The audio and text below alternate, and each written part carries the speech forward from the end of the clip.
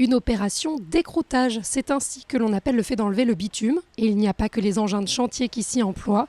Les Nantais sont invités à y participer ce dimanche, parking de la Petite Hollande. Je crois que c'est 40 à peu près personnes qui seront là, seront avec des pioches d'épelle et ils participeront à enlever des petits morceaux de bitume. C'est assez symbolique parce qu'évidemment on n'aura pas l'efficacité des machines, mais c'est l'idée que les habitants puissent participer concrètement à ce qui est fait ici et que on passe symboliquement mais très concrètement d'un parking à une place verte, où l'eau de pluie puisse s'infiltrer, où demain on aura 8 degrés de température en moins dans les grands épisodes de canicule. En tout, pour cette première phase du chantier, 2500 mètres carrés de bitume seront enlevés.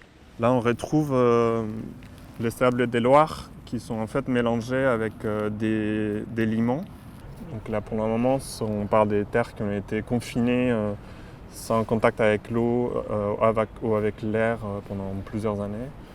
Voire des décennies, donc il y a tout un processus qui est nécessaire pour les rendre vivants. De la matière organique sera apportée, ainsi que des vers de terre, des champignons et bactéries, afin de redonner de la vie au sol. 61 arbres seront plantés au nord de la place avec un aménagement provisoire, en attendant d'accueillir le marché en 2030. Aujourd'hui, c'est la place pour les habitants, une manière de s'approprier cette place, développer une grande fresque, développer des jeux, il y aura des terrains de boules, il y aura des lieux pour se reposer, une pergola, un lieu vivant en attendant cette transformation plus radicale. À terme, le nouveau parc Gloriette Petite Hollande comptera 1000 arbres sur 4 hectares d'espace vert.